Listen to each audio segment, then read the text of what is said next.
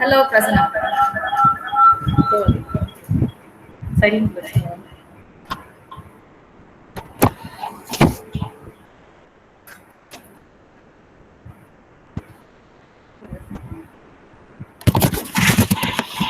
நம்ம ஒரு 40 ஜாயின் பண்ற வரைக்கும் வெயிட் பண்ணலாம். ஓகே. போட்டோ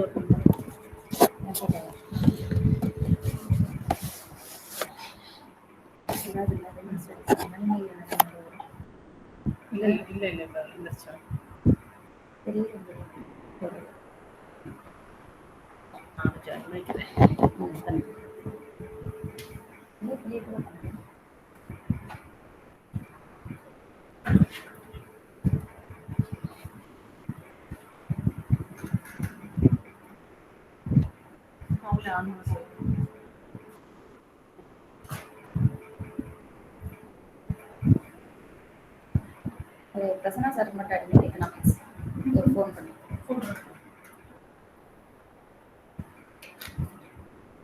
அவர் வந்துட்டாரு சொல்லிடுறேன். ஜாயின் பண்ணிட்டாங்க பிரசன்னா சார். இல்லை ஆமாம் சொல்லணும். ஒரு 40 நம்பர் தெரியாது.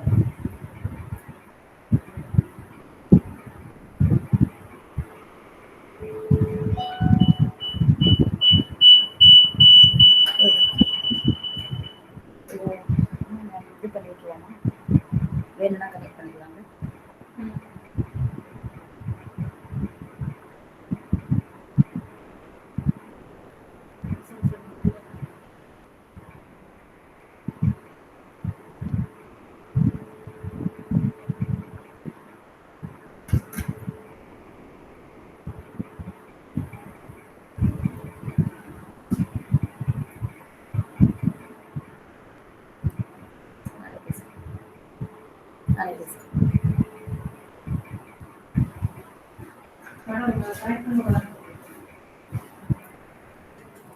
என்னோடது சரியா தெரியுதான்னு கேட்குறேன். நேற்று இந்த போர்ஷன்ல என்னோட பிக்சர் தெரியலனாங்க, உங்களோடதுல பார்த்தேன். சார் சார் என்ன ஒரு 40 பேர் ஜாயின் பண்ணோடனே ஆரம்பிச்சிடலாமா சார்? நேற்று மாதிரியே இன்னும் ஒரு 11 மினிட்ஸ் இருக்கு. Okay sir. அவர் வந்துட்டாரு, நம்ம வந்துட்டாக்க ஆரம்பிச்சு. Okay okay sir.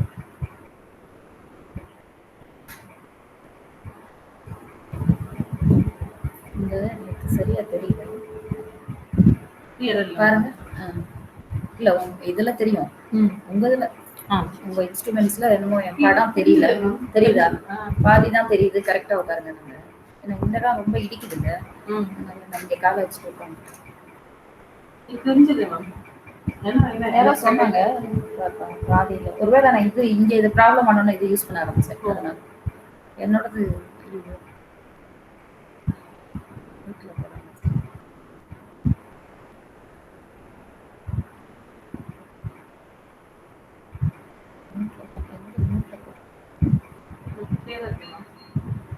இப்போதைக்கு மியூட்ல போட்டுருக்கேன்.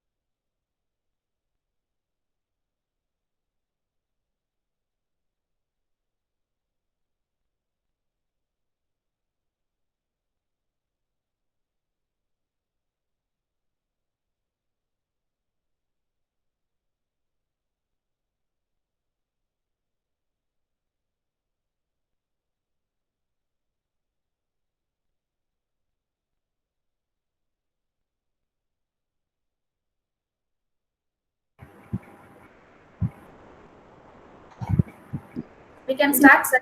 Madam, start. Start பண்ணிக்கலாம். We'll start. Okay. So I wish everyone very warm good afternoon. So today we are all again gathered here for this webinar, which has been a series of webinars which have been converted into a course on gender and development, jointly being organized by Bharathasan University Entrepreneurship Innovation Career Hub and the Department of Women's Studies of Bharathasan University. So on my behalf and on behalf of Bharathasan University, I extend a warm welcome to Dr. Prasanna Venkateshan, my good friend, right now working at International Finance Corporation, World Bank. So I welcome you once again, Prasanna, for this webinar course. And I welcome Dr. Manimele ma'am, the co-organizer of the program, Professor Head, Department of Women's Studies. And I extend a warm welcome to all the participants who have joined so far and also will be joining maybe shortly, the other participants. And on behalf of Bharathasan University, and I request all the members to keep their mic on mute and also not to make any presentation in between, which may interrupt the session. So during the interaction session, you can switch on the mic and you can interact with the resource person. So during the session, please keep your mic in mute. And also another one information that all the sessions which we are doing right now live, they are all recorded and they are available at our website, that is BEC website, which is www.becrusa.in. So people can watch these videos later if they have missed this session. You can also inform your friends if they want to watch. They can watch the recorded sessions later.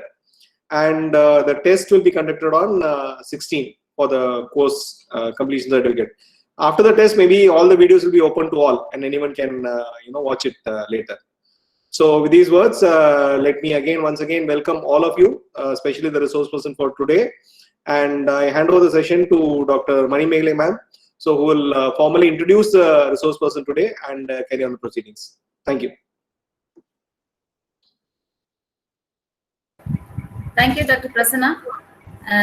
So we will begin the session. I think the participants will join. In fact, there was little confusion in the morning. I mean, in the invitation, earlier invitation, that the 2 sessions are scheduled for the present. Today's session, and some of them asked, and they could also got the information that it is only today afternoon, and so quite likely that more participants will join. And as far as this, of course, today it is the second international scholar we are going to have in this webinar series, and I have great pleasure in introducing our resource person, Dr. Prasanna Venkatesan, who is our own student here from Vartas Institute of Management, and he had a PhD in economics from Gokhale Institute of Politics, Pune, Politics and Economics, Pune.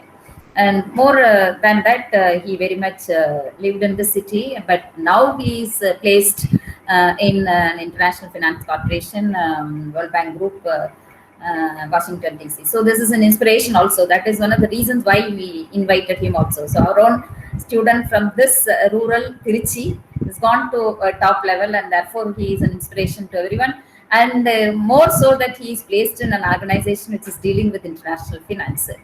And he will be talking on the topic international finance perspectives from the gender dimension, which is a very, very important topic of concern in the contemporary context. In fact, we are in the era of international finance, and how far it has been contributing to gender equality, whether women and men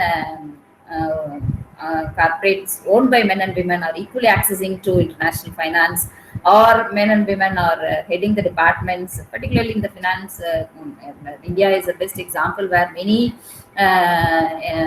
banking and non-banking financial institutions are being headed by women, and also they are proving successfully delivering their duties and excel also. So on the one hand, the women leadership is emerging on the finance corporation side, and the issue is whether it has been reaching this particular international finance in the globalization context, whether it is really benefiting the women and the men or other gender equally, whether financial literacy is the minimum criteria to go and avail the kind of loan from the institutions, whether that is there, leave alone the top informed women, the other sector women, particularly in the grassroots women, the micro enterprise, small enterprises. Financial literacy itself is an issue. So in this context, I'm happy that today we are going to have interaction on this topic, and Dr. Prasanna Venkatesan has been there for 15 years in this field, dealing with the finance and banking sector, and it also his specialization spans across the development finance, international finance, the strategy and financial and economic analysis. And as a financial analyst, which is what he is designated there in that financial corporation. He handles loan operations of huge amount of $4 billion portfolio, which is very, very huge for the South and East Asian regions. That is very important, as well as global trade, liquidity, and supply chain interventions. And he also deals with contributes to multi-currency bond and loan investment operations. And he worked on a strategic project that envisions creating markets and mobilize analytical works. Private capital in low-income countries to achieve the sustainable development goals. That is very important. We are now in the sustainable development goals era, and there are various goals to be dealt with. In fact, providing finance and with the gender equity focus has also been emphasized in that particular SDG. And after 17 SDGs, this gender cuts across all the SDGs, and therefore every SDG should talk about and deal with and integrate gender perspective. So in that context, Dr. Prasanna will be talking on the international finance and the gender dimension. And with this small introduction, I invite now Dr. Prasanna Venkatesan to make his presentation. You can go up to say now it is already 3:50, so 3:50, 55, and then audience will start their questions, and you can welcome.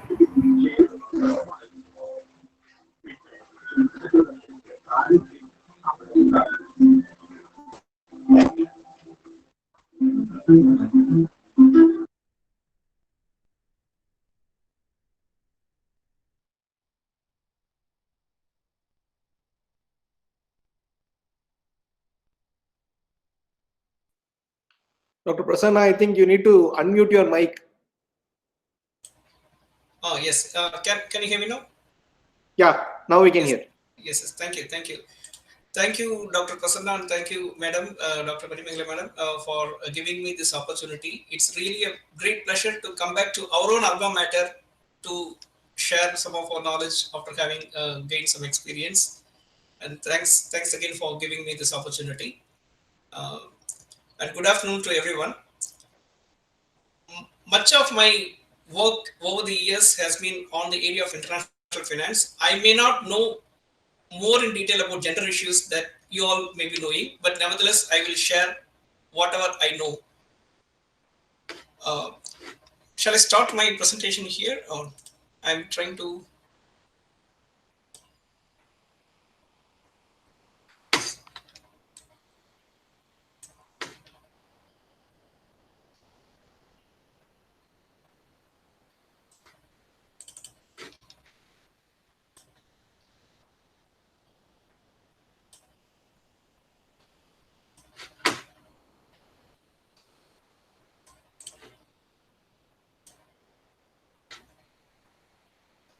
Is my screen visible? Oh, yes, it's visible. Thank you. So before I start, maybe if some students are there, maybe someone can just let me know whatever they know about international finance and what they think of the linkage between international finance and gender, so that it will help me get an idea and make this session more interactive. Any student would like to attempt?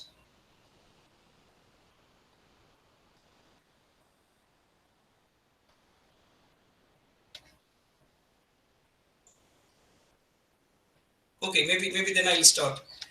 So I'm not going into any academic explanation of academic definition of international finance. To make it simple, it's just flow of finance across the border. Finance can flow for various purposes. These are the major purposes. It flows for investments, loans and borrowings. It flows for trade, remittances, aids and grants. So I'm going to explain the major sources for this knowledge sharing session. I'm going to be covering investments, trade, and remittances from the perspective of gender issues.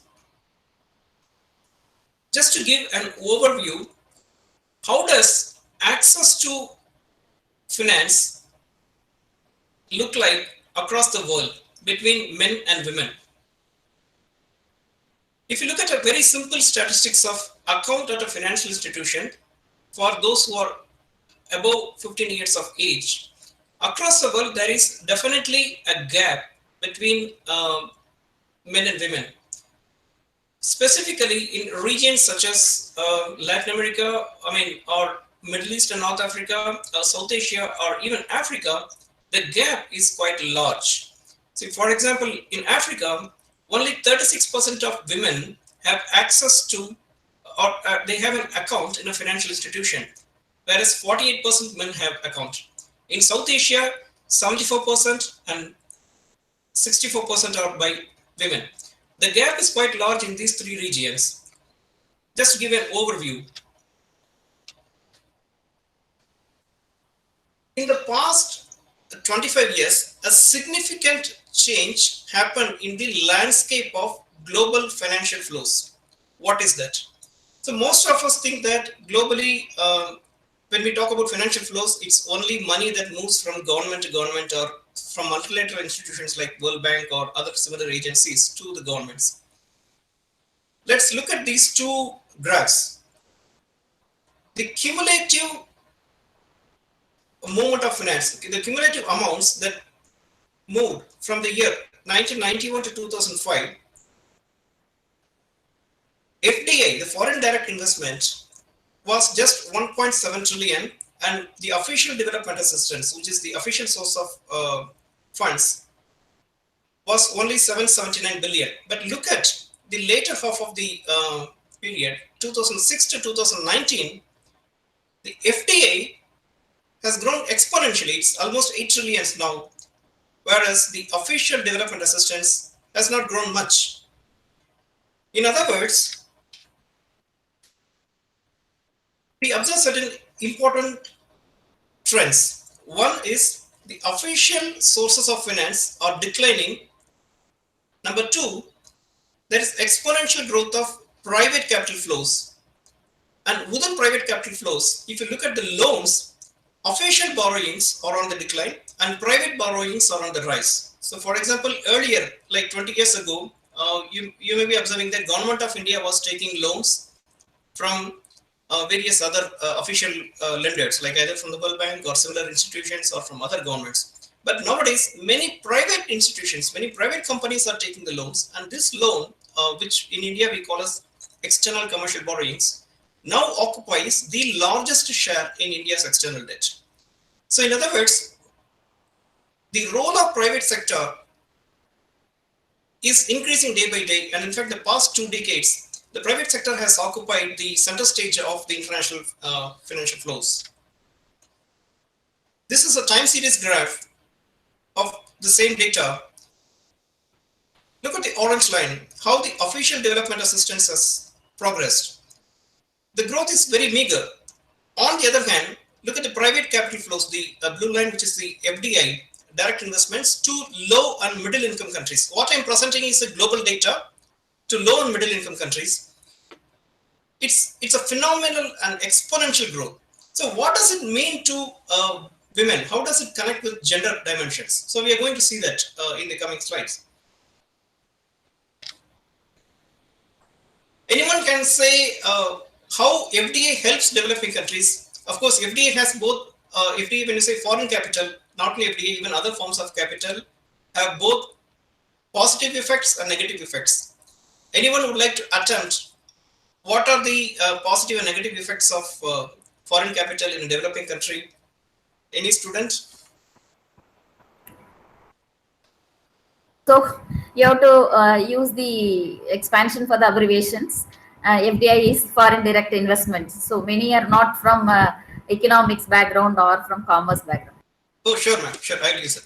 So FDI is foreign direct investments, which is an investment into any corporate entity in India or in a developing country. In other words, instead of using the word developing country, I would say in a receiving country. ODA stands for Official Development Assistance. So foreign capital helps in certain ways. When a country receives foreign capital, the money is used to invest, used for investment to help domestic growth. Secondly, when there is flow of FDI, there is transfer of knowledge from the capital exporting country. Say, for example, some company, some investor from the United States is investing in India. They don't just invest the money, they also transfer knowledge, technical knowledge. That's quite important. The third one, which is relevant for us for today's topic, is the management strategy and practices. I'm coming to that point as we go further.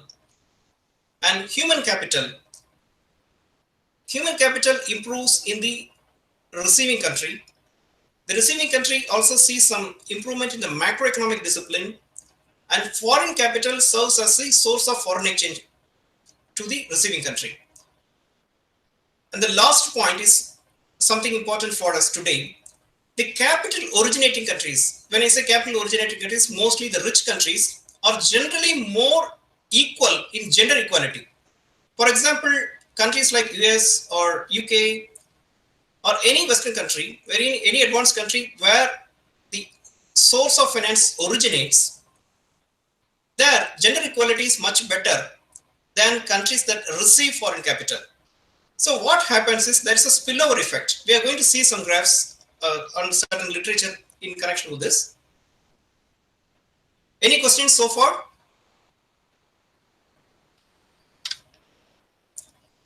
Let me show some literature. There was a study by... Can I raise one question, Dr. Yes, ma'am. Prasanna? Yes, This ma'am. is when you say that in the countries where it originates more gender equal, can you just substantiate how do you claim that in terms of what you are claiming that it is more equal there in countries where finance is originating rather than the countries where it is receiving? Yes. Mostly the various parameters with which we measure gender equality, either to access to finance or women's education or women's participation in the labor force. In most parameters, the countries where the per capita GDP is higher, rather the rich countries, fare better than the low income countries. So that is what we say.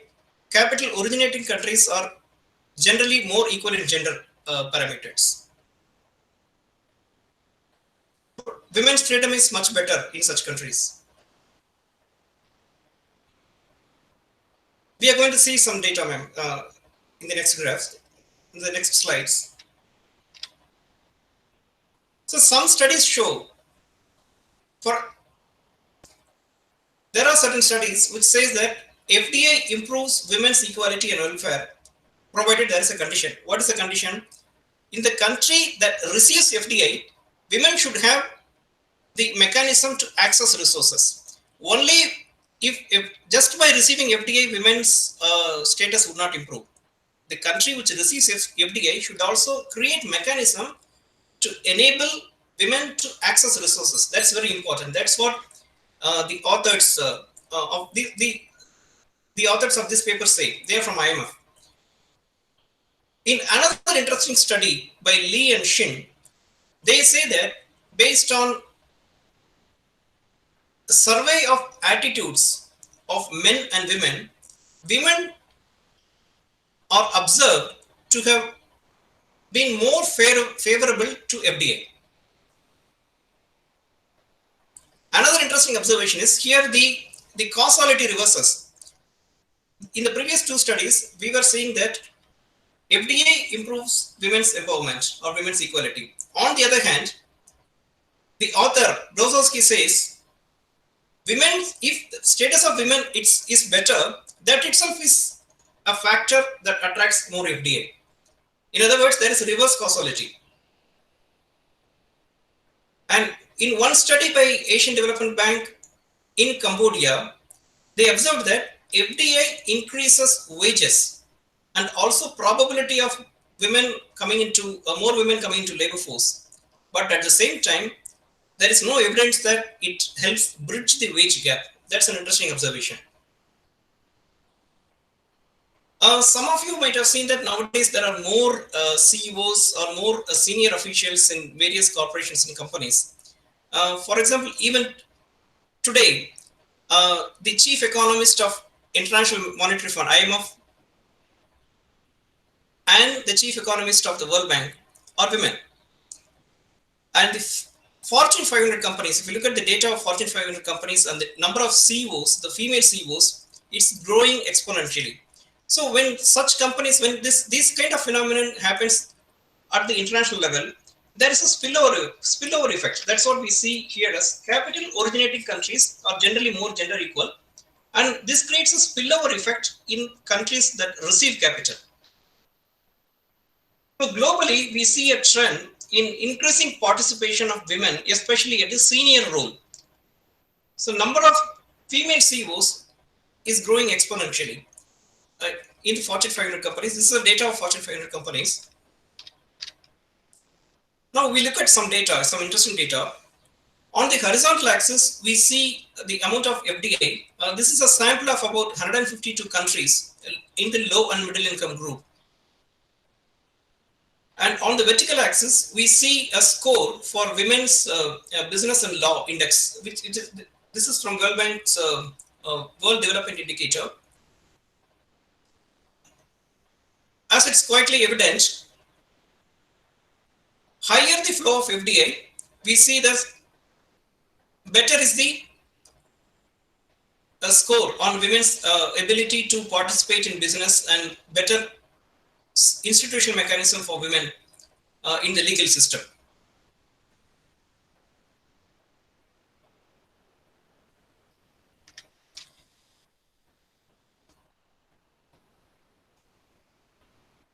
Now we come to the next aspect, which is the trade and gender.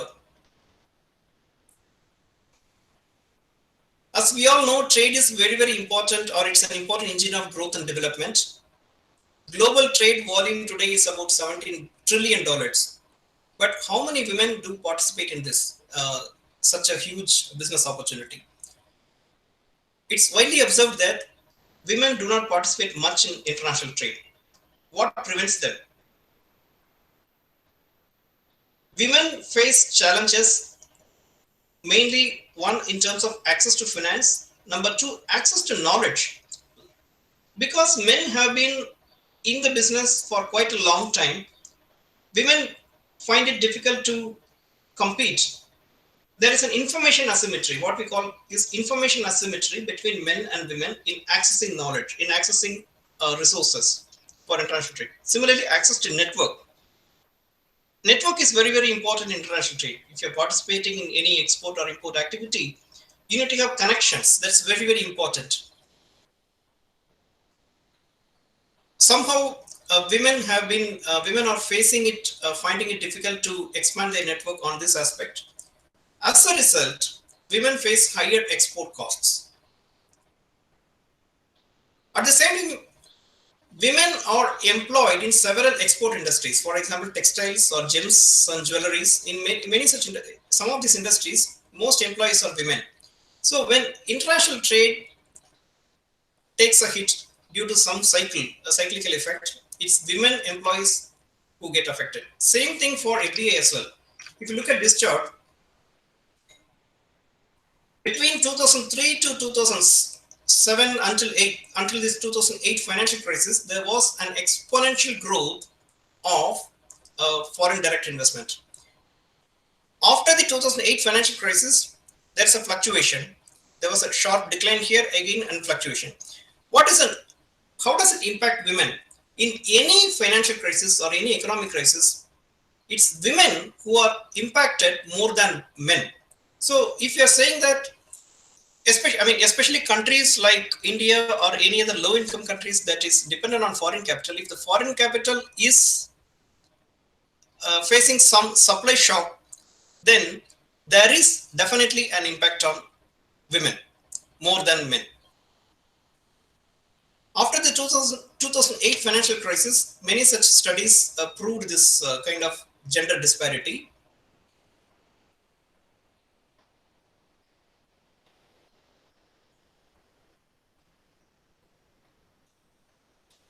Before we go to trade finance, anyone can say what is trade finance first? What's your understanding of trade finance?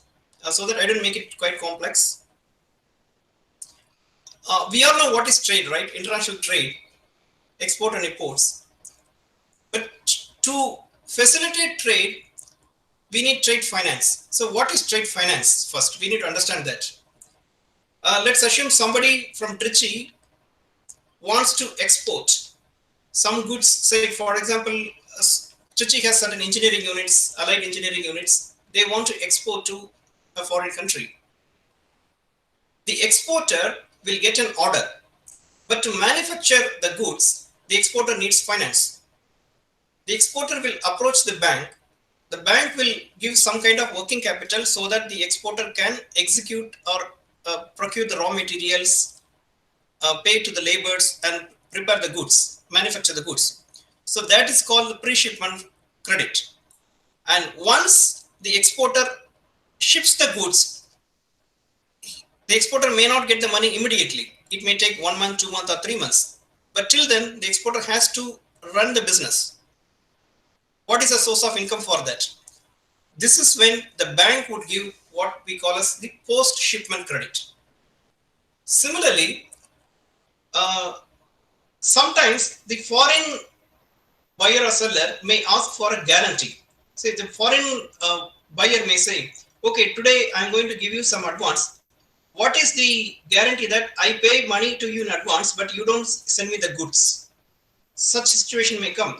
In fact, this is something that we see in international trade quite often. So the local bank of the exporter will give a guarantee. The guarantee will state that suppose if this exporter does not export as per the terms and conditions, we will pay. We give guarantee to this exporter. So this is another form of support or facility to the trader, exporter. This is guarantee. And there is something called insurance as well. When we ship internationally, the goods may get damaged, or the goods may something or others. There are certain risks when we trade across the world, when the goods are shipped across the world. So we need to take insurance. Some of you may be aware that in India we have this Export Credit Guarantee Corporation. We do have such insurance. Insurance is a very important requirement in international trade. Now, studies show that between men and women face challenges in accessing such export credits. It's not that easy for women. But what causes? Do women face the challenges only because they are women? That's an interesting question, and we have a very interesting study for that. So, for any questions in understanding what is trade finance? Okay, so I'll go to trade finance is something bank intermediated, like how I said, like guarantees or post or pre-shipment credits or insurance. The general observation is bankers tend to feel that women-owned firms are less creditworthy.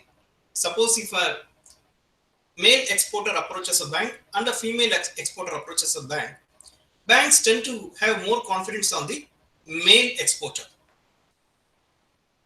So there is a kind of credit discrimination that happens here. It's not just in India, it's all over the world.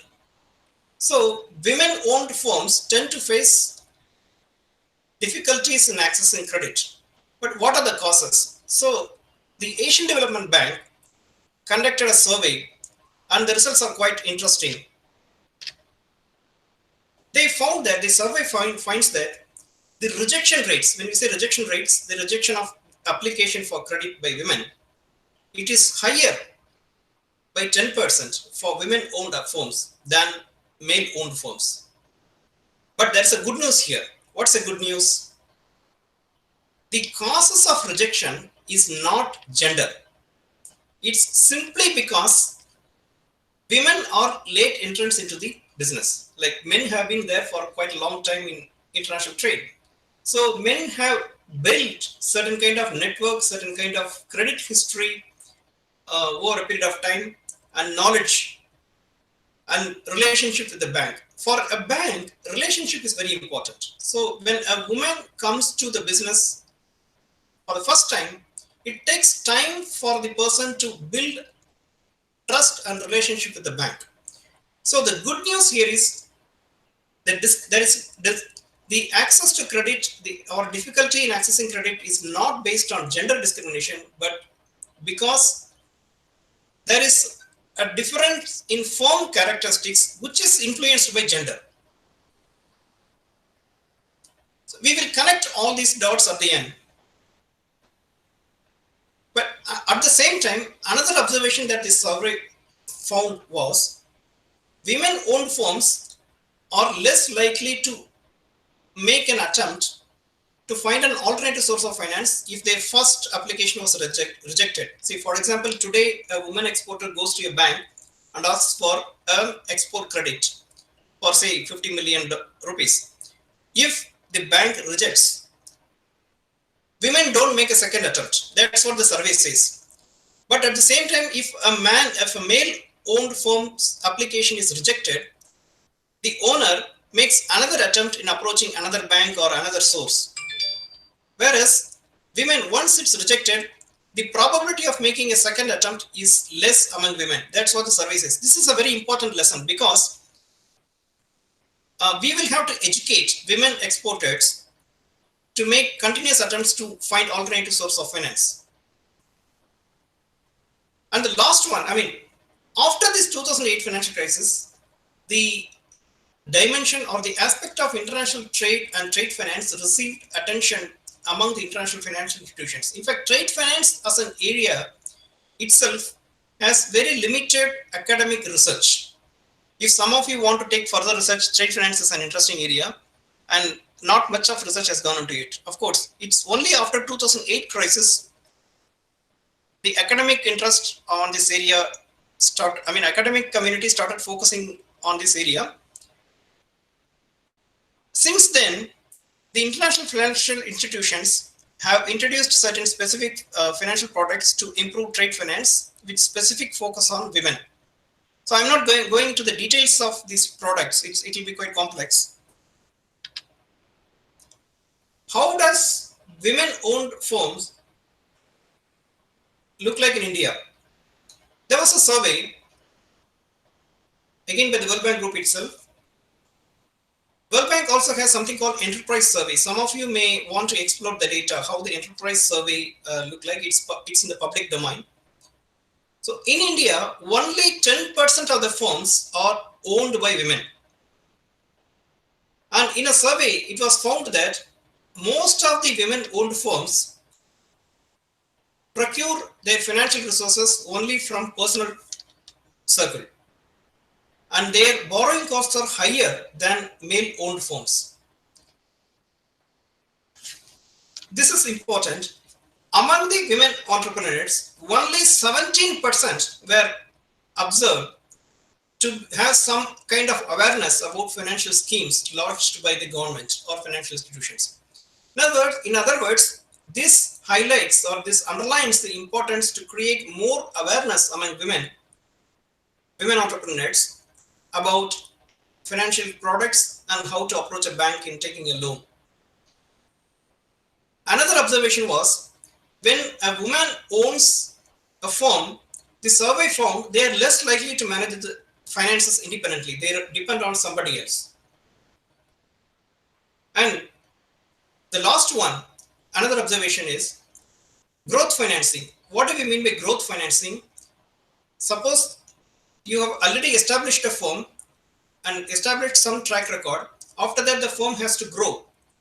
To grow the firm, we need more funding. How do we get the funding?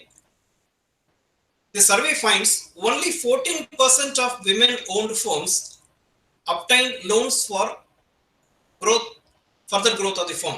Whereas among the male-owned firms, it was about 66% they obtained funds for growth. So what does this data tell us? One, we need to create more awareness among women. Number two, not just awareness, we also need to educate women entrepreneurs to keep trying. That's very important. That's what the ADB survey says. They don't make a second attempt after, it's not that they don't, they are less likely to make a second attempt after the application is rejected for the first time. Any questions so far? Is it something?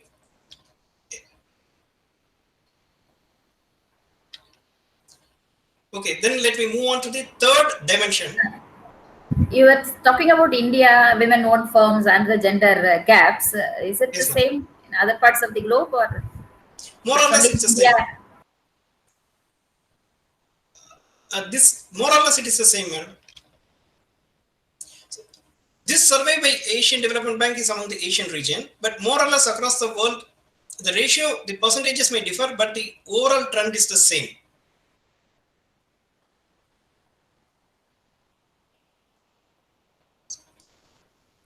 Can I go to the next one, ma'am? Yeah, please go. Go ahead. Yes. So I'm coming to the next aspect, which is remittances.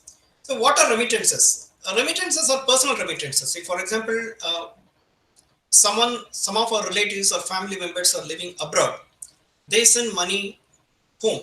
That's what we call as remittances. How are remittances connected to gender development? It's very, very important. And remittances have certain important characteristics, and how remittances started receiving attention of the of researchers and policymakers in the past 10 years. very, very interesting area. Nowadays, more and more research papers are coming on the remittances aspect. It's quite simple. All of us who have relatives abroad, we will be receiving money from them. If someone from our family is working abroad, either in Dubai or US or Canada or Australia, they will be sending money for meeting our family expenses or even for savings. So it's a very, very important source of finance for many families, especially if you go to certain pockets of India, people who work in the low skilled labor market. For them, that is the one and only source of income. For them, comparatively, I mean, between working in India and working abroad, even in a low skilled job, they choose to work abroad even in very, very difficult conditions, like especially in certain countries, the working conditions are very, very difficult. Still, they choose that because it helps them transform their lives. The remittances helps transform their lives. It helps investment in education of their children. Somebody wants to build a house, they won't be able to earn that much money if they are working in India itself, in the domestic economy itself. So when this is applicable even for other low income countries too. I'm using India as an example, but at the same, however, these are applicable for other low income countries as well. So people or migrants who work abroad, they send money back home that is used for educating their children or building a house or improving health. So it's definitely an important source of income for poor families. And at the country level, at the macroeconomy level, it's a very, very important source of foreign exchange for the country. I'm going to show you some statistics about it. There are certain instances when countries rely on migrants during times of crisis. Maybe some of you will remember back in the 1990s and again in the early 2000s, India faced some foreign exchange difficulties. So the government of India then issued certain specific bonds like India Millennium Bonds and Resurgent India Bonds targeting non-resident Indians. These bonds were quite successful that it helped the government of India mobilize a sizable amount of finance to help in managing the crisis. So migrant remittances are a very, very important source of finance, both at the micro level and at the macro level. How does, of course, I'm going to be showing some statistics soon. But before that, let's see how do remittances help development? Certain studies show evidence that countries that receive remittances see lower school dropouts. In certain cases, they have observed that when the remittances are more, there is an increase in the average birth weight of babies. Higher educational attainment is observed. And more importantly, migrants transfer knowledge. For example, somebody works in a foreign country, they come home either permanently or on a visit. They educate, they transfer the knowledge, they bring back the knowledge or best practices. For example, in India, a simple example is India, we rarely care about safety. Whereas in the US, everyone cares about safety. So I have observed that many people who work in the US, when they come to India, they impart the knowledge about safety to their friends and families. Safety on everything, like road safety or fire safety or anything. And remittances today have increased to an extent that the amount of remittances is more than official financing. We'll see some statistics. And when the remittances accumulate in the foreign exchange reserves, it increases the credit worthiness of the home country. And remittances are countercyclical. I'm going to be explaining this with the help of a graph.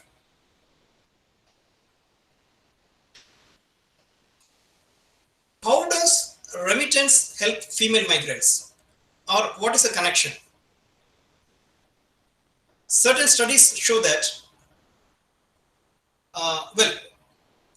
among the gender split, among men and women, globally, about 47% of migrants are women. But women face double disadvantage. What is that? One, in a foreign country, you are an immigrant. So working in the home country, we have all the liberties, we know all the rules, regulations, we know people, we can move as we want. Whereas the moment we come to a foreign country, we are subject to the laws, regulations, and the visa restrictions of the country where we are in. For example, many Indian men who work here, their spouses may not be allowed, their wives may not be allowed to work even though they are well qualified. It's a problem. You might have read in newspapers. Many Indian housewives in US do not get the work authorization to work, even though they are well qualified. So it becomes a problem for the women. They are not able to participate in the labor force, even though they have the skill and knowledge, even though they are qualified. So first disadvantage is, as an immigrant, due to laws and regulations in the foreign country, the person is facing certain difficulties, disadvantage as an immigrant. Secondly, as a woman, she faces additional disadvantages because of family responsibilities to her children, and any other challenges, cultural challenges. At the same time, one good news is in recent years, it has been observed that labor force participation of migrant women, especially when they come on their own, is higher than non-migrant women. Of course, it's quite obvious. Like, suppose if a woman chooses to stay in the home country itself, versus, say, let's imagine two friends, A and B, Miss A and Miss B. Miss A chooses to remain in the home country, Miss B comes to a foreign country. Because of the restrictions in the home country, often found in low-income countries, either cultural barriers or institutional barriers or psychological barriers, women who stay in the home country are less likely to participate in the labor force. At the same time, women who go to a foreign country, especially advanced countries, they get more freedom, more opportunities to work. So that's what the study says. So it is observed that labor force participation of migrant women is higher than non-migrant women. And another interesting trend in recent days is women migrate not only as dependents but also on their own. Especially in the US, I can see in my own circle, many women come here on their own. They study, they come study in the US universities, get a job here, and they are independent on their own. It's a very good thing. So naturally, as anyone gets financial independence, there is more and more freedom to decide on one's life. When it comes to remittance, sending money back home, interesting fact is women remit more than men. Say, for example, someone earns $100. A man earns $100. A woman also earns $100. The male generally sends, say, let's assume $40 back home. On the other hand, the female, the woman, she sends $60 to $70. So the remittance, the proportion of remittance by women is much higher. Even though the earnings may be lower, the proportion, the share of the remittance in their total income is higher. That's what various studies say. So naturally, the financial independence results in a transformative effect on the gender roles within the family. So especially in a foreign country, when both the husband and wife work, the traditional gender roles decline. So there is a kind of equality in family. Studies also prove, so for example, by a study by Ferrand and Tuccio, they say that migration towards more gender equal countries promotes gender equality in the home country. This is quite interesting. This is almost similar to what we saw in the FDA example. So when a family migrates to a more gender equal country, they look at the society there, they learn the best practices there. Okay, in a foreign country, men and women are equal. Let's also follow that. Then they transform that best practice back home. It creates a demonstration, a domino effect in the society back home. Another study by Hadi says, it finds that families where female migrants are there, they pay more attention to education of daughters. At the same time, there are also certain constraints imposed by the originating countries. There could be some cultural constraints even now in many families in low-income countries, or especially a country like India, or certain countries, there is a constraint that a girl, the daughter-in-law should not work or something. So there are certain constraints, but once we remove, assuming that there are no such constraints, migration definitely helps in achieving gender equality. It strengthens, it provides more independence, financial independence to female migrants. Just to give you an idea of the NRI deposits as a share of total external debts. Over the years, in the past 25 years, there is a long-term overall increase in the NRI deposits from a meager level of somewhere around 12 to 13% in 1991. Today, almost 1/4, or about 25% of India's total external debt is accounted for by NRI deposits. So this is the level of money that comes back to India. These are deposits. I'm not calculating, showing remittances here. This is only deposits. Nevertheless, it gives a rough idea.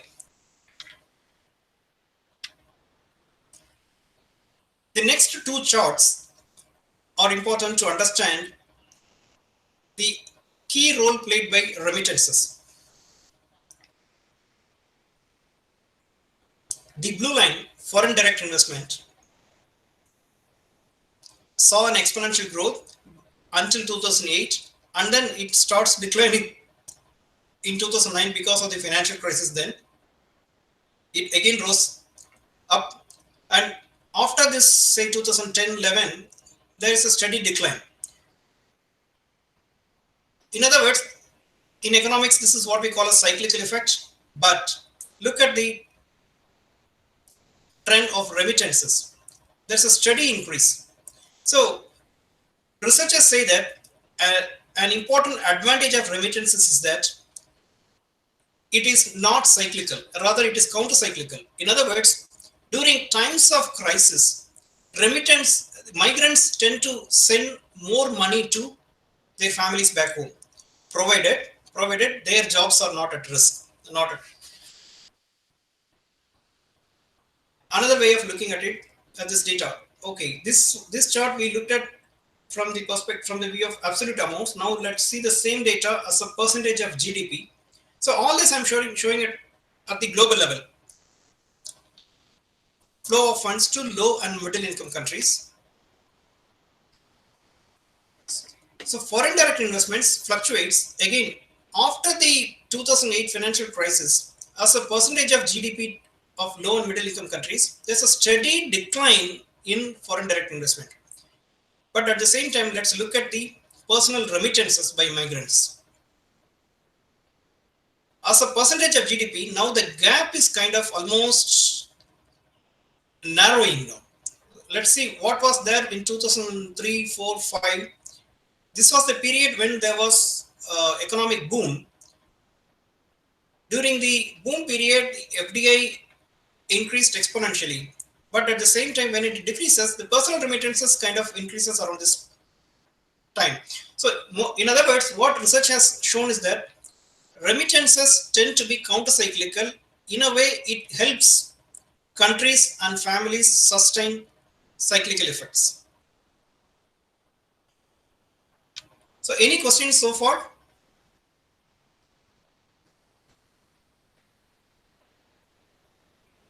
So maybe how many more minutes you will take? It is almost 4. Going to be 4. I'm at the last slide, ma'am. This is the last slide. Okay. Yes, ma'am. So in order to conclude, what can we do? So we have seen how international financial flows, either in terms of foreign direct investments or trade finance or remittances, help or interact with gender dimensions. What can we do as researchers? or as students. So I have certain thoughts. This is, for example, there is, as Madam said in her opening remarks, it's very, very important that we strive to achieve financial literacy to women. So as students or as researchers, we need, within our local community, we have to strive, we have to work towards improving the financial literacy of women. When I say financial literacy, it's not just household financial literacy, it's about financial literacy as an entrepreneur, not merely as a simple local entrepreneur, but a woman entrepreneur should know how to access export credit, how to access import credit. So that kind of financial literacy we need to give to women entrepreneurs. And secondly, we also need to educate women on trade opportunities. As we saw in the initial slides, women face difficulties in terms of creating networks, in terms of, there is an information asymmetry between men exporters and women exporters. So we need to bridge this gap. So as academicians and as researchers, we can work towards bridging this gap within our community. And thirdly, we have to create more awareness campaigns or awareness sessions to women entrepreneurs on financial schemes to avail export finance. As far as I understand, currently most of the schemes, most of these sessions are for across the country. Mostly we help women entrepreneurs for smaller credits, but we have to help them, we have to give them knowledge in accessing export credit at a larger level. And we can also conduct studies at the local level on women-owned firms or women-managed firms. And we can also do some studies, local level studies on remittances. Remittances, currently studies are there at the international level, and at the country level or the district level, here and there some studies are coming in recent days. We can contribute to such studies within our community. And we can also collaborate with the financial institutions at the local level to enhance financing for women entrepreneurs, how they can collaborate, what kind of education is required, what kind of barriers do women face, and how we can bridge the barriers, how we can remove the barriers. So these are the areas where we as academicians or students can work on, is what I feel.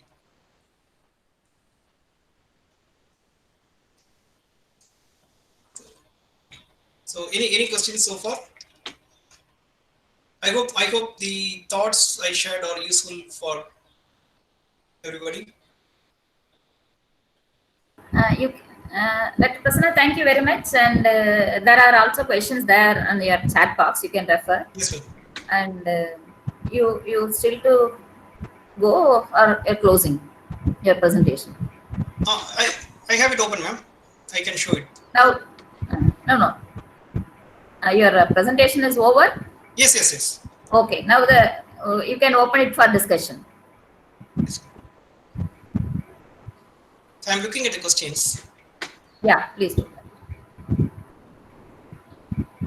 So thank you very much. I just summarize what Dr. Prasanna has presented. So we, in the 45 minutes interaction, he could throw light on the international finance, the international trade, and the remittance, deposits, and the gender gaps and gender issues on these areas, particularly how the structural barrier in the social context, women are late entrants, and therefore men are already there, and therefore there is a maybe there will be a saturation point for them, then women will be first moving. And of course, as we have been observing, there are gender barriers in terms of access to finance and also the lack of knowledge. And as rightly pointed out, there is asymmetry of information, and that has led to women, and that is because of lack of networking on the one hand. And as you rightly pointed out, that there is a question of what you call lack of second attempt. So normally when you are not able to succeed in first attempt, you will give up. And that is again the social barrier. It is not the personal barrier, maybe partly personal barrier, but social, they have their own other engagements to do, and therefore so all these are to be taken. But at the same time, when you said that employees, they are the first to be fired out, that they are disadvantages. And also in terms of other positive aspect, you said that the remittances more from women. And that is to be appreciated. That is happening in the very grassroots also. You earn 100 rupees, take 90 rupees there home, whereas the men's income will be like 50 rupees or less than that. So with this kind of interaction, of course, he has really thrown light on gender concerns, gender issues, and also made very good observations, suggestions, etc. Now let us listen to the questions raised by the participants, and he may be able to answer some of the question. One question is, what is human capital? That's a very basic question asked, and since you mentioned that, because these are all mixed students and faculty members, and therefore there will be some questions on that kind of that questions also. You can answer what is human capital and then move on to that. Yes, I'm just reading all the questions at one go. Okay. So that is.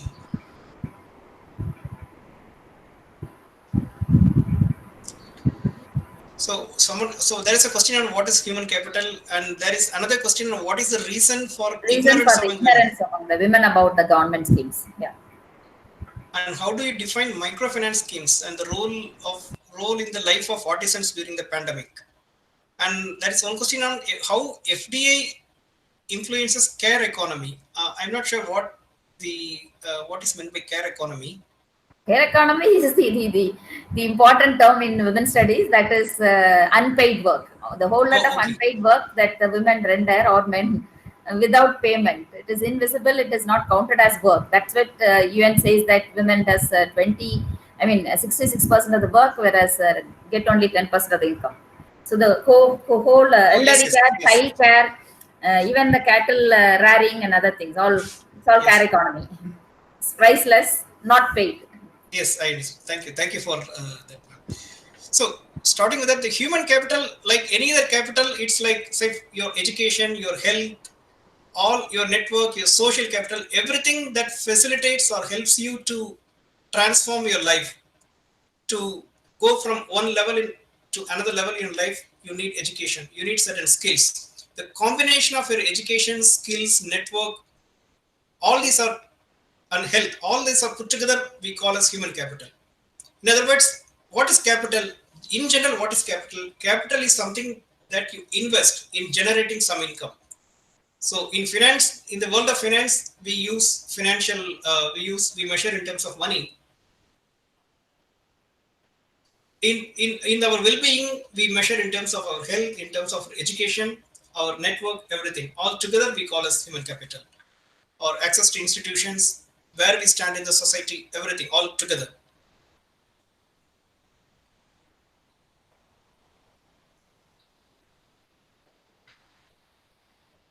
Questions. Suddenly the window is missing.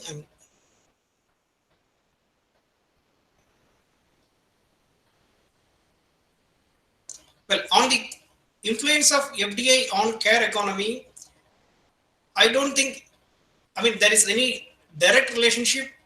Somebody, to my knowledge, no such study has been done, but we can hypothesize that, as more and more women come to the labor market, there should be some kind of influence. I'm not aware, and I don't think any study has been done so far. Maybe this is another area where some of the researchers can take up as their MPhil or PhD thesis. And what is the reason why women are not aware? It's just that they are not in the system for a long time. As more and more women start networking, discuss among themselves, naturally the knowledge asymmetry will be bridged. For example, there are very many women networks happening nowadays. For example, women bloggers, women in technology, women in finance. Such conferences and such events are happening all over the world. So women in exports, I have not heard so far. If someone can make such an arrangement, it will help bridge the information asymmetry. And there is an interesting question. Despite high FDI influence in India, women's work participation rate has declined sharply in India. It's a very interesting observation, and this decline is not only in India, but in several parts of the world. This has largely to do with factors other than FDI as well. In the past 8 to 10 years, especially after the 2008 financial crisis, there is an overall decline in economic activity across the world. So that is one of the possible causes for the decline in women's participation. I also, when I looked at the data, I also observed similar decline for men as well. But however, the rate of decline for women was higher. So naturally, when there is a crisis, the impact is more severe on women than men. Are there any differences in legal provisions as far as men and women are concerned? I don't think there is any legal restrictions. As far as law is concerned, law is open and equal for men and women. It's only the awareness that matters. Are there any alternative measures to increase the percentage of working capital for women, women-owned firms? Percentage of working capital. I'm not sure whether they mean percentage of working capital availed by women-owned firms or percentage of working capital eligible for women-owned firms.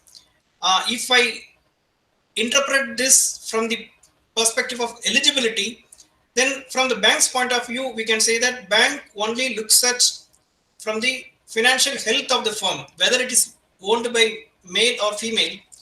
Bank is in the business of taking risk based on the depositor's money. So bank would not discriminate between male-owned or female-owned firms. It will only look at it will determine the eligibility based on the financial health and the business opportunities, business prospects of the firm.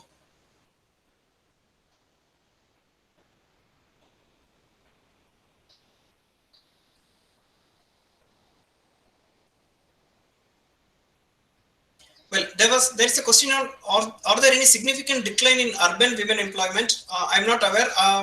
Maybe I should state this: women's gender issues or gender studies is not my area of expertise, so I may not be able to answer some of the questions specific to gender studies.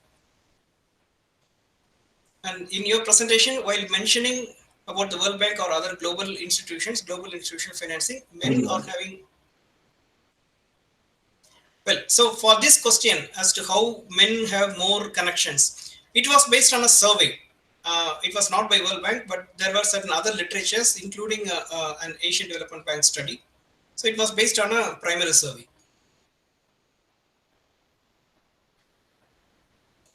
And any other question did I missed or?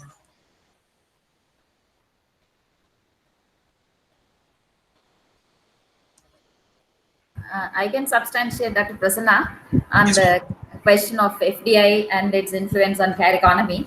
In fact, we have been hearing the other feminist scholars last 2 days, for the past couple of days, where it was emphasized about the care economy, and yesterday it was very much on care economy, how women's work is not counted, etc. And there is a very popular study by Maria Miles, who is an economist basically. She writes on how these women's social reproduction, whatever the reproduction, social reproduction, I define it as work that the women does for making others to regain their energy in the family. So all the social reproductive activities, whether it is cooking or washing or cleaning, etc., and taking care of the animal husbandry, all these are really paying a huge subsidy to the capitalist economy, where without this care economy, the men may not be able to comfortably go on extend their labor there. And so as long as this care economy rests with the women without payment or with payment, if FDI companies are mostly the corporates, and if they come and account for these care economy, it will be good, like provision of creches, and irrespective of whether the man or the woman working, the creche can be there common. The father can also take the child, provided that is not breastfed. Otherwise, the men can also take. So some kind of what we call in women's studies or in gender studies, the concept strategic gender needs and practical gender needs. Practical gender need is to provide the facility there in the women's place. Rather, if it is provided there in the men's workplace also to take care of the child, then there it is really helping in taking these women out of this burden of care economy to a certain extent, so that that particular time will be available to improve their productivity, to enhance their productivity and contribute to. all said and done, we have been talking about more participation of women in the context where it is already declining, as you RSC already pointed out that there is a decline in employment participation for the past 2.5 decades for women particularly, and it is particularly so in the agriculture context and the informal sector also, formal sector also. So what I feel is that the FDIs, whoever brings FDIs, they have to also take and focus on reducing the women's burden, and by subsidizing to certain extent whatever facilities that they could provide to the employee's family. Therefore, thereby some kind of a support system will be provided. So that is what I think, that perspective. Yes. And it is not only FDI, but all other corporates can also do that. And of course, as the last question was talking about very serious question, like the global institutions financing men are having more connections than women. That is historical, as you pointed out from the Asian Development Bank study, that the women are late entrants, they are late starters.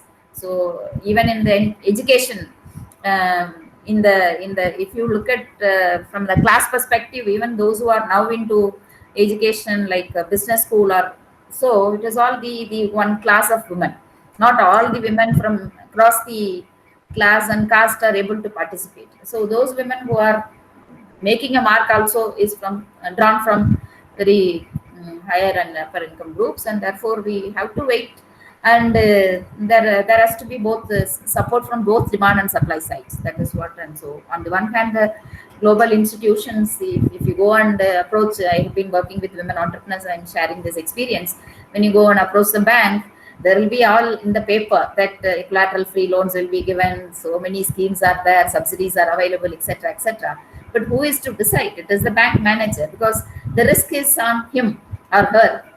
And therefore, you have to be little careful while these women are to be careful by approaching the bank. And in spite of repeated visits, they are not able to be successful, and therefore they give up. I'm talking about the very ordinary class of women, not the one who are like the CEOs or the other kind of people. They are able to manage, and the banks are willing, and financial institutions are willing to support. So there should be a condition where, whether it is FDI or any other financial institutions, international finance, etc., to reach the women who are really aspiring to become entrepreneurs, but they are not able to enter at all because of lack of finance and lack of access to finance. So that is a condition on which we need to really work on. And you can also take forward these suggestions to your own finance corporation, where you are working in Asia and East Asian countries and South Asian economies, and therefore you will be able to do something. So now you can reflect.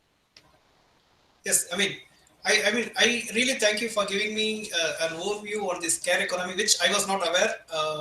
It was quite informative and very helpful to me as well. On your suggestion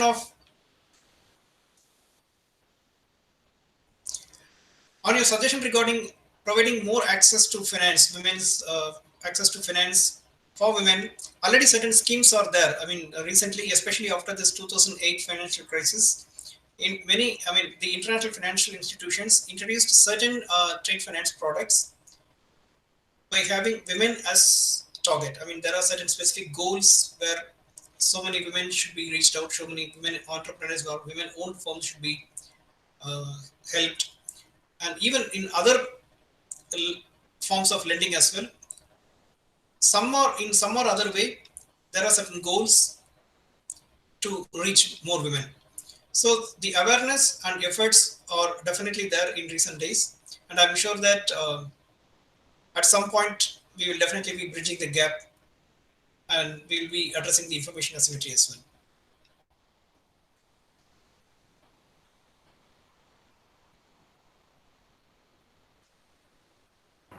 There is another observation that there are schemes, but whether they are implemented. Yes, I mean, schemes by whom? By Government of India or at international level? Government, and now you have international also. But even in the domestic context, there are many schemes, but whether they are properly implemented to reach the deserving and aspiring, that is the issue. Yes, I mean, this is again an issue of supply and demand. And even if there is demand, there are certain, I mean, as I said, the information asymmetry is there. There will be supply of finance, there are schemes, but I think, how? Dr. Prasanna, you have to define what is information asymmetry, because people may not be aware of it. Oh, okay. So when we say information asymmetry, like for example, something is available somewhere, a particular loan, a scheme is available in a particular with a particular bank. I will have an advanced knowledge of how to access the particular product, how to approach the bank manager, when to approach. I will have more knowledge, advanced knowledge about it. Whereas a competitor or another entrepreneur, a woman in this context, may not have that knowledge. Just because I am there ahead of you, I will have more information about it. This difference in information, difference in knowledge about the availability of something is what we call as information asymmetry.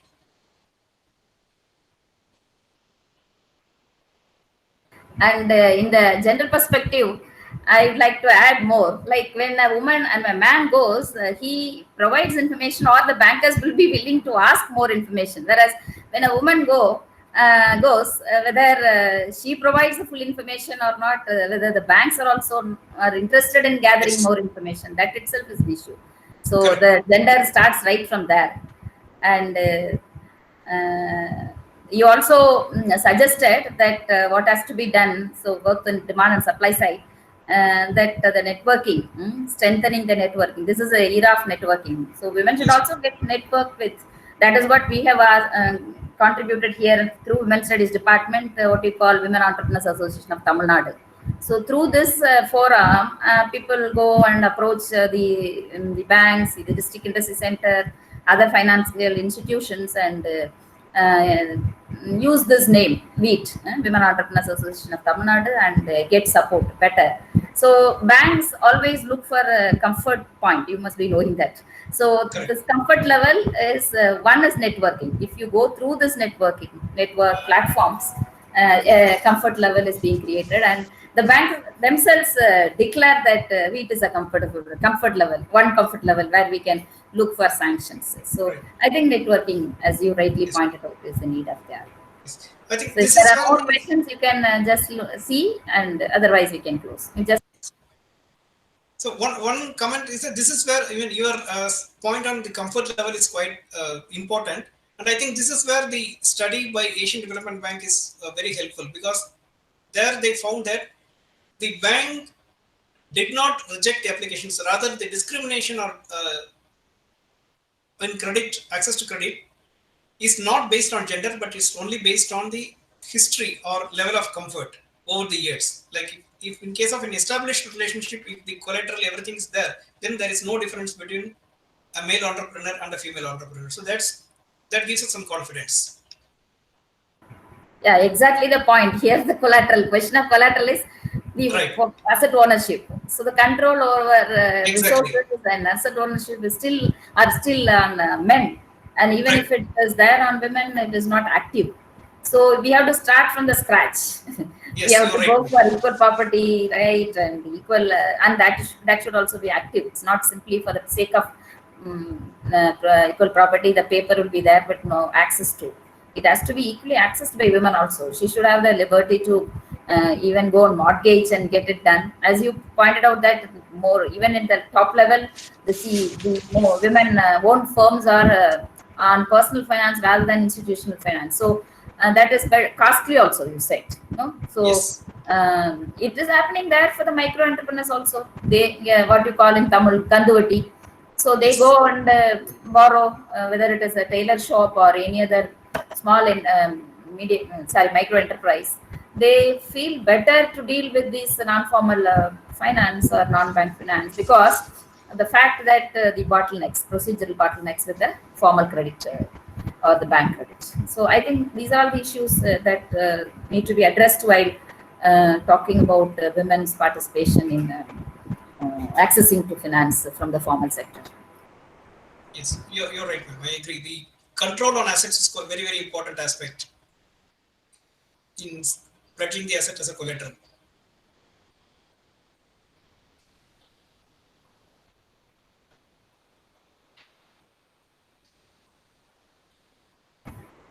I think, is there any questions, further questions? No.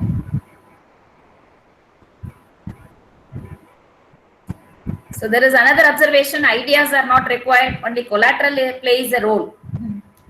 So that is true, practically speaking. Yes, right.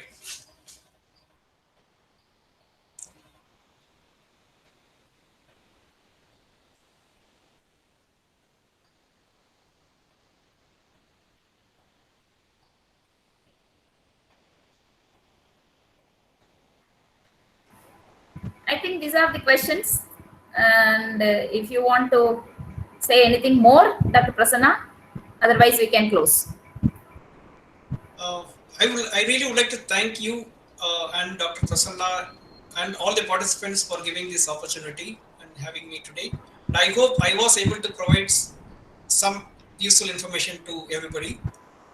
In case anyone has more, I'll be happy to interact further. If anyone has any more questions or more ideas to discuss, I'm always open at any point of time.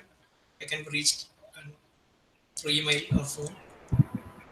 Thank you, Dr. Prasanna, for the lucid presentation. It was wonderful, and I think even the non-finance or non-economic or non-commerce students could also be able to catch your interaction better because of the kind of examples you shared, the literature you have read and shared here. And in fact, as rightly in the beginning mentioned by Dr. Prasanna here, the presentation will be available. It is recorded and available, and you can also share your PowerPoint. We will upload that, and those who haven't got much, they can still refer that material and get hold of it. And we will provide a link also, and if they want to interact with you, they can do that. And so with this, we stop this presentation and interaction, and on behalf of the participants and our own behalf, Bharatdasan University and the various departments, the participants here, I only wish that my colleague Dr. Murugeshwari will be available to thank. I don't know whether she is there. Okay. We can have it informally. So I thank you very much, Prasanna, for being here, and it's indeed a pleasure to have you over this video interaction. In fact, this is the first attempt, and we will have more such attempts to have in future, because this is going to be a webinar hour, at least for the COVID to go. So on behalf of the participants, and also Beck and Rusa, I express my sincere thanks to Dr. Prasanna Venkatesan for the presentation on the international finance of the gender dimension. You really thrown light on the kind of gender issues, gender concerns, and also to a certain extent the literacy, financial literacy to at least these participants on certain concepts. So I thank you once again. And we wish that we will have more interaction to come in future. Thank you. Thank you for the opportunity, ma'am. It was a wonderful session.